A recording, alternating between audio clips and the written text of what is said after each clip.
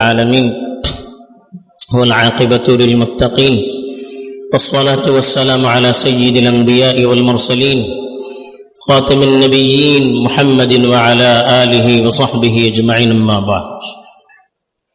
میرے دینی اور ایمانی بھائیوں، بزرگوں اور دوستوں، یہ دنیا کا پورا نظام اللہ کے حکم کے تابع ہے۔ اللہ اپنی مرضی سے پوری دنیا کا نظام چلاتے ہیں، اس کے علم کے بغیر اور اس کے حکم کے بغیر ایک پتا بھی دنیا میں حرکت نہیں کر سکتا۔ جتنی بھی دنیا کی بڑی بڑی چیزیں ہمیں نظر آتی ہیں، چاہے آسمان ہو، زمین ہو، اس کے درمیان کی ساری چیزیں، پہاڑ، سمندر، ہوائیں، درخت، بڑے بڑے جانور، اللہ کی مرضی کے خلاف حرکت بھی نہیں کر سکتے۔ یہ اللہ کا نظام ہے، سارا کنٹرول اس نے اپنے ہاتھ میں رکھا ہے، اپنی مرضی سے چلاتا ہے۔ جب چاہتا ہے اس نظام کو بدلتا بھی ہے، جب چاہتا ہے اپنے متعین کردہ نظام کے مطابق چلاتا بھی ہے۔ اس کی شان ہے، کوئی اسے پوچھنے والا نہیں ہے۔ دوسری چیز، اللہ نے جو زمین ہمارے لیے بنائی ہے، اس زمین کو قرار کی جگہ بنایا، اس زمین کو ثابت قدم رکھا، اس پر پہاڑوں کو اللہ تعالیٰ نے میخوں کی طرح رکھا ہے تاکہ یہ زمین حرکت نہ کر سکے۔ اور یہ اللہ کی بہت بڑی نعمت ہے، زمین کا اپنی حالت میں ساکن رہنا، سکون سے رہنا، حرکت نہ کرنا، یہ اتنی بڑی نعمت ہے کہ ہم تصور نہیں کر سکتے۔ اگر زمین کے اندر حرکت شروع ہو جائے تو پوری زندگی انسانوں کی برباد ہو جائے۔ اسی لیے اللہ تعالیٰ کبھی کبھی اپنی نشانی کو دکھلانے کے لیے، اپنی نعمت سے واقف کروانے کے لیے زمین میں حرکت پیدا کرتا ہے۔ کبھی وہ حرکت آہستہ ہوتی ہے، کبھی پوری طاقت اور شدت کے ساتھ زمین میں حرکت آتی ہے، جس سے زمین پھٹ جاتی ہے، آن کی آن میں پوری عمارت زمین کے اندر چلی جاتی ہے۔ یہ اللہ تعالیٰ کبھی اپنی اس نشانی کو دکھاتے ہیں تاکہ انسان اس زمین پر جینے کی اللہ نے جو ان کو نعمت دی ہے اس کی قدر کریں۔ زمین جو پرسکون ہے، اس نعمت کی اللہ کے نزدیک قدر کریں۔ اور اللہ تعالیٰ اپنی نشانیوں کو دکھا کر، یہ زلزلے، کبھی طوفان، کبھی سیلاب، ان نشانیوں کو لا کر اللہ تعالیٰ ہمیں بھی متنبہ کرتے ہیں کہ اللہ کی یہ جو نعمتیں ہیں اس سے فائدہ اٹھائیے۔ اگر ان نعمتوں کا غلط استعمال ہوگا تو اللہ تعالیٰ انہی نعمتوں کو ہمارے لیے نعمت اور رحمت کے بجائے زحمت اور عذاب بھی بنا سکتا ہے۔ دوسری طرف اللہ تعالیٰ یہ بھی چاہتے ہیں کہ بندے اس دنیاوی زندگی کے اندر منہمک رہ کر غفلت میں نہ پڑے، اللہ کی شریعت سے دور نہ رہیں، اللہ سے دور نہ رہیں۔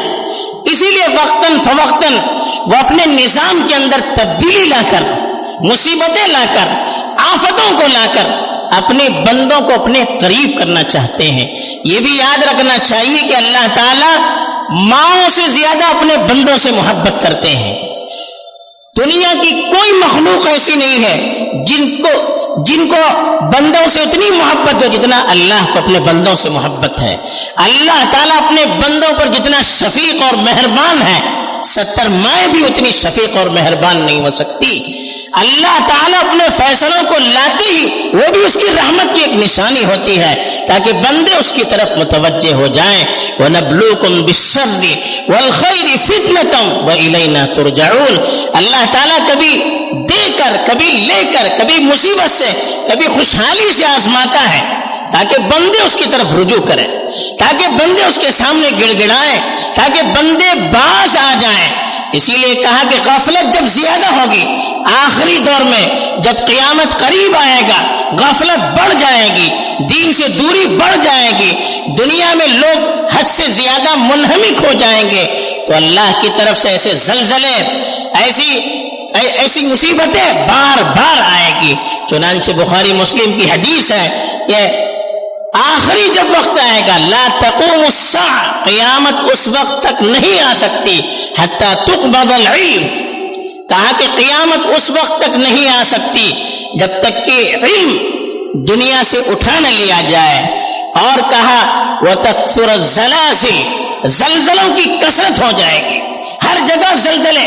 ہم سنتے ہیں سال میں، پہلے تو زمانے میں کبھی کبھی کوئی زلزلہ آتا تھا جو تاریخ میں بڑی اہمیت کے ساتھ لکھا جاتا تھا، لیکن آج کل تو مہینہ 2 مہینہ نہیں گزرتا ہے کہ دنیا کے مختلف علاقوں میں زلزلے، طوفان، سیلاب، اس طرح کی مصیبتیں آتی رہتی ہے۔ اس لیے کہ غفلت جتنی بڑھے گی بیدار کرنے کی ضرورت اتنی زیادہ ہوگی۔ اللہ تعالیٰ بیدار رکھنے کے لیے، اپنی طرف متوجہ کرنے کے لیے آخری دور میں بار بار اس طرح کی مصیبتوں کو لائیں گے۔ اسی طرح سے اللہ چاہتے ہیں کہ ان نشانیوں کو بتا کر اپنی قدرت اور اپنی طاقت کا اظہار کریں، تاکہ جو اللہ کے نافرمان ہیں وہ بھی گھبرا جائیں۔ وما نرسل بالآیات الا تخویفا، ان نشانیوں کو ہم لوگوں کے ڈرانے کے لیے بھیجتے ہیں، تاکہ ان اللہ کی طاقت اور اللہ کی قدرت اور اللہ کے غضب کے جو لمحے ہیں اس کی وجہ سے لوگوں کے دل نرم ہو جائے، دلوں میں ڈر اور خوف پیدا ہو جائے، اور وہ اللہ کی طرف متوجہ ہو جائیں، غافل سمجھ جائیں۔ اسی طرح سے اللہ تعالیٰ ان مصیبتوں کے ذریعے سے ہمارے اندر، ایمان والوں کے اندر صبر پیدا کرنا چاہتے ہیں۔ صبر کا مطلب اللہ کے فیصلوں پر راضی رہنا۔ تکلیف آئے، مصیبت آئے، بندہ اللہ کے فیصلوں پر راضی رہتا ہے، جمع رہتا ہے۔ اللہ کے فیصلوں پر لفظ کوئی اس کی زبان سے نکلتا نہیں ہے، شکوے شکایت نہیں کرتا ہے، انسان جنجلاہٹ میں نہیں پڑتا ہے، مایوس نہیں ہوتا ہے۔ یہ صبر ہے۔ اللہ کا فیصلہ ہے تو بہتر ہی ہوگا ہمارے حق میں۔ یہ جو صبر کی کیفیت ہے، اس کے بارے میں اللہ نے کہا وبشر الصابرین، ایسے صبر کرنے والے، ایسے اللہ کے فیصلوں پر ثابت قدم رہنے والے، دل سے راضی اور مطمئن رہنے والے، ان کے لیے خوشخبریوں کی اللہ تعالیٰ نے بشارت دی ہے۔ یہ اللہ کا بہت بڑا انعام بھی ہے، بہت بڑا امتحان بھی ہے۔ بہت کم لوگ اس میں سنبھل پاتے ہیں، اس لیے اللہ نے کہا اس میں بہت بڑی بشارت ہے۔ انما یوفی الصابرون اجرهم بغیر حساب، صبر کرنے والوں کو بے حساب اللہ کی طرف سے اجر ملتا ہے، اس لیے کہ یہ کوئی آسان بات نہیں ہے۔ ایسے ہی اللہ تعالیٰ ان مصیبتوں کو لا کر ایمان والوں پر ایک انعام یہ کرتا ہے کہ ان مصیبتوں پر وہ صبر کرتا ہے۔ اللہ تعالیٰ ان مصیبتوں کو اس کے گناہوں کے کفارے کا سبب بناتا ہے، گناہ دھل جاتے ہیں۔ حدیث میں آتا ہے کہ انسان کو کوئی کانٹا بھی چبھ جاتا ہے اور اس پر وہ اللہ کو یاد کرتا ہے تو اللہ تعالیٰ اس کی وجہ سے بھی اس کی گناہ کو معاف کرتے ہیں۔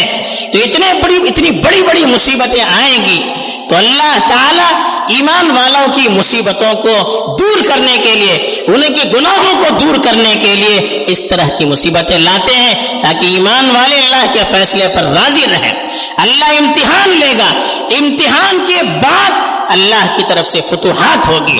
بڑے بڑے علماء نے لکھا ہے کہ زمین پر خلافت چاہیے، زمین پر کنٹرول چاہیے، زمین پر غلبہ چاہیے تو اللہ کی مصیبتوں اور آزمائشوں کے بعد اس کو دیکھنا پڑے گا، اس پر صبر کرنے کے بعد، اس کو برداشت کرنے کے بعد، اللہ کے فیصلوں پر راضی رہنے کے بعد، ایسی چیزوں کے بعد اللہ کے یقین میں جب اضافہ ہوگا تو پھر اللہ کے وعدے پورا ہوں گے، پھر اللہ غلبہ بھی دے گا، پھر اللہ عزت بھی دے گا، پھر اللہ سرخروئی بھی دے گا۔ یہ اللہ چاہتے ہیں۔ ایسے ہی ان آزمائشوں میں جو لوگ وفات پاتے ہیں، اللہ دیکھیے یہ آزمائشیں، زلزلے، طوفان آتے ہیں، ایمان والوں کے لیے آزمائش ہوتی ہے اور جو غیر ایمان والے ہوتے ہیں ان کے لیے عذاب ہوتا ہے۔ ایک ہی چیز کچھ کے لیے عذاب کا سبب بنتی ہے، کچھ کے لیے امتحان کا سبب بنتی ہے۔ اور جب عذاب آتا ہے، حدیث میں آتا ہے اچھے برے سب ایک ساتھ اس کے ساتھ چلے جاتے ہیں، لیکن قیامت کے دن نیتوں کے اعتبار سے ان کو اٹھایا جائے گا۔ اچھے لوگ ہوں گے، اچھوں کے ساتھ حشر کیا جائے گا، برے لوگ ہوں گے، بروں کے ساتھ حشر کیا جائے گا۔ حدیث میں آتا ہے کہ 5 لوگ شہید کا درجہ پائیں گے، ان میں سے ایک صاحب الحدم ہے، دھس کر مرنے والا، چھت گری، بلڈنگ گری، زمین کے اندر دھس گیا۔ یعنی جو زلزلے وغیرہ آتے ہیں اس پہ جو لوگ مرتے ہیں وہ دھس کر مرتے ہیں. تو اگر وہ مومن ہے اور ان زلزلوں میں ان کی وفات ہوئی ہے تو اللہ تعالیٰ ان کے ذریعے سے ان کو شہادت کے درجے پر فائز کرنا چاہتے ہیں.